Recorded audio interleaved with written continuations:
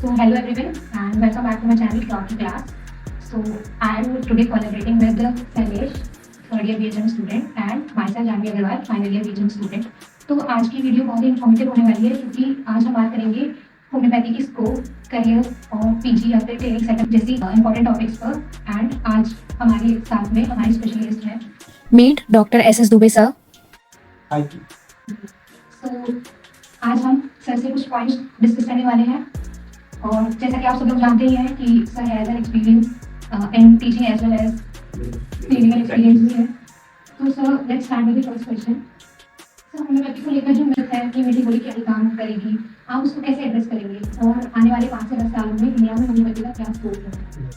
सबसे पहले तो ये जो कंसेप्ट है मीठी गोली, तो ये कंसेप्ट ही आया इस थॉट प्रोसेस के साथ कि हर बीमारी को मिटाने के लिए हमको कड़वी दवाइयाँ देगी, ऐसा नहीं है।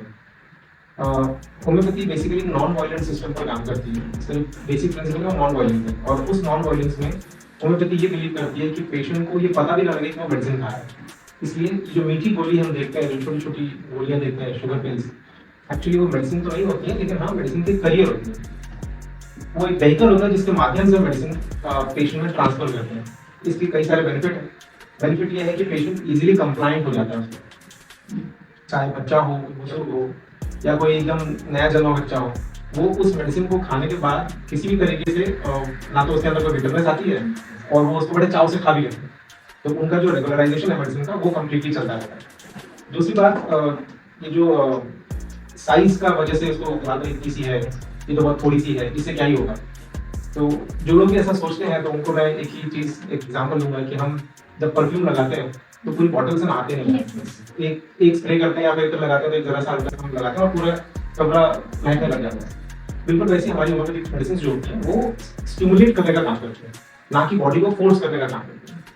तो क्योंकि ये केवल स्टिमुलेशन करना होता है, जैसे एक एग्जाम्पल है, अगर कोई सो रहा हो तो हम उसको थप्पड़ मार कर तो नहीं जगाते, हम उसको सिर्फ जरा सा हिला देंगे, उठो। बस होम्योपैथी भी यही करती है, बॉडी को उठा लेती है, उठो और अपने काम पे लगो, इम्यून मैकेनिज्म्स को स्टिमुलेट करती है। आने वाले 5-10 सालों में मैं ये समझती हूँ इंटीग्रेटिव साइंस आने वाला है। जगह जगह पर इंटीग्रेटिव मेडिसिन और इंटीग्रेटिव हॉस्पिटल्स खुलने वाले हैं और जितने भी आप देखेंगे तो लाइफ में स्ट्रेस बढ़ता जा रहा है, लोग मॉडर्नाइजेशन की तरफ जा रहे हैं, लोग अवेयर हो रहे हैं, है ना। तो अब इन सब सिचुएशंस में जितने भी क्रॉनिक डिजीज हैं वो सब राइज पर, और जहाँ पर भी ये क्रॉनिक केसेस राइज पर होंगे वहाँ पर होम्योपैथी का स्कोप हमेशा ही अच्छा ही होने वाला है और आगे बढ़ने वाला है। आगे आने वाले समय में इंटीग्रेटिव अप्रोच बढ़ने वाला है, आगे आने वाले समय में एविडेंस बेस्ड साइंस का अप्रोच बढ़ने वाला है। तो इस लिहाज से होम्योपैथी हमेशा इवॉल्व भी होगा, वो कभी कम नहीं होगा।